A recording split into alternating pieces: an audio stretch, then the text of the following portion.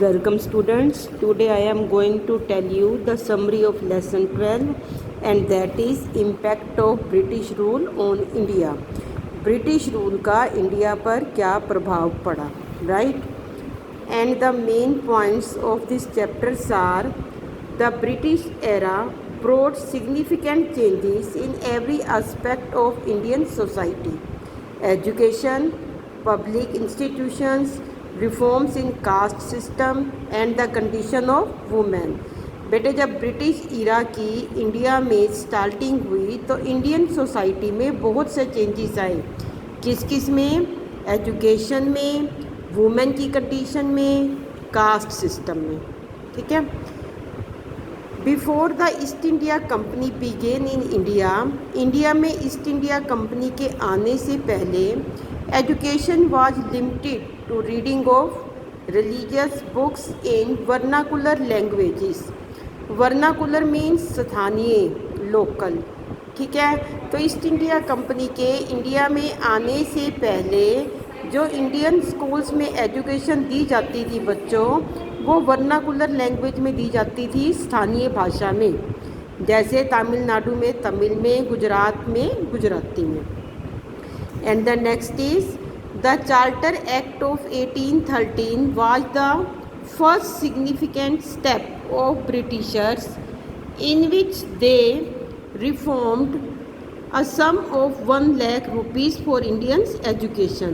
Britishers की तरफ से बच्चों जो इंडियन एजुकेशन में सुधार लाने का ट्रू एफर्ट्स हुआ, वो कब हुआ? 1813 चार्टर एक्ट, राइट।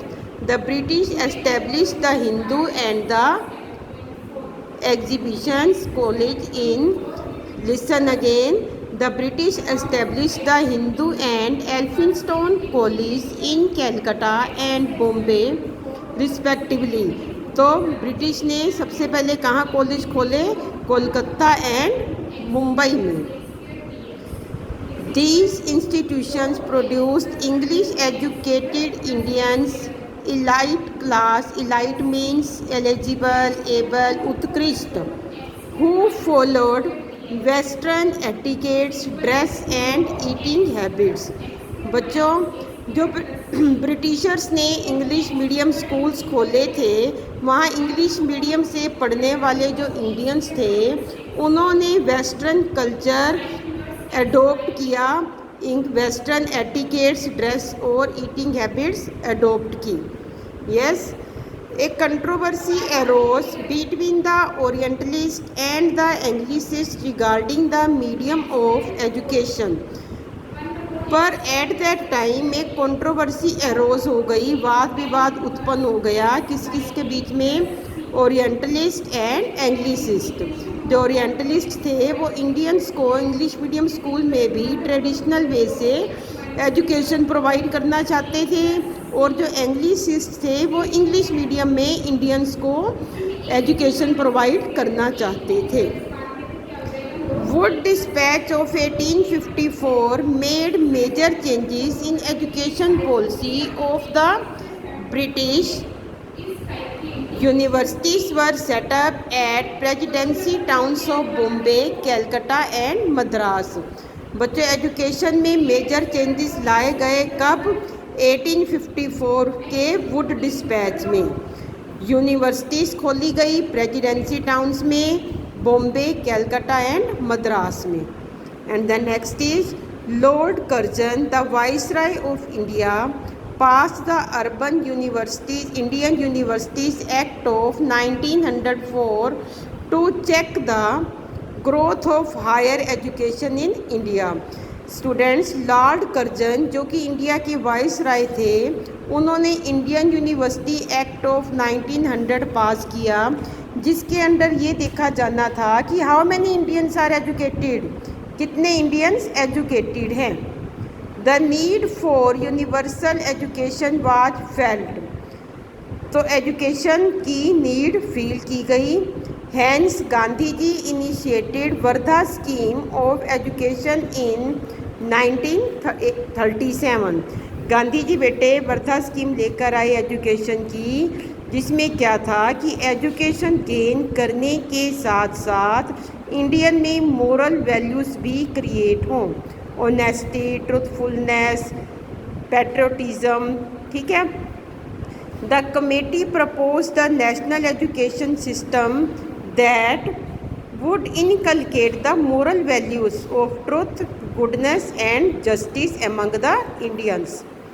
आज भी बच्चों यही सिस्टम, यही पॉलिसी अडोप्ट की हुई है नेशनल एजुकेशन सिस्टम में।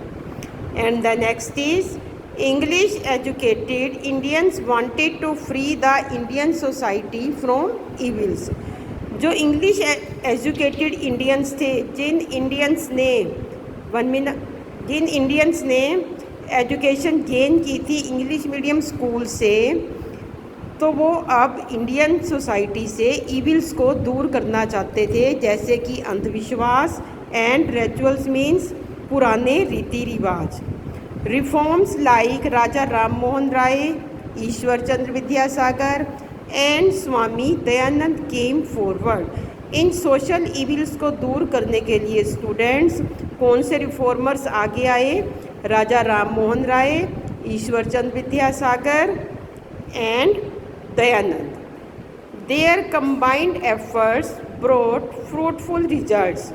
इन सब के मिलकर एफर्ट्स करने से बहुत अच्छे रिजल्ट्स आए, ये सोशल इविल्स काफ़ी हद तक दूर हो गई।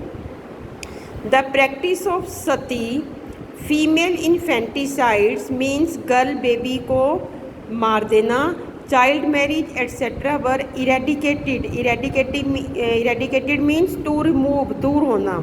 ये सोशल इविल सब दूर हो गई। Widow remarriage was legalised. Widow remarriage को भी अब लॉ बना दिया गया। Many socio religious reforms movement started in different parts of India. India के डिफरेंट पार्ट्स में socio religious reform movement start हुए। श्री नारायण गुरु campaigned against caste system, untouchability, ब्राह्मण डोमिनेंस। बच्चों जो हायर कास्ट के पीपल लोअर कास्ट को डोमिनेट करते थे, ब्राह्मण लोअर कास्ट से ही दान और गिफ्ट लेकर खुद लग्जरी लाइफ स्पेंड करते थे, फिर उन्हीं को ही डोमिनेट करते थे। तो अब ये इविल दूर कर दी गई सोशल रिफॉर्मर्स के द्वारा। And discrimination against the lower caste. Jyotiba Phule founded the Satyashodhak Samaj, an organisation that work for upliftment of the low and oppressed classes।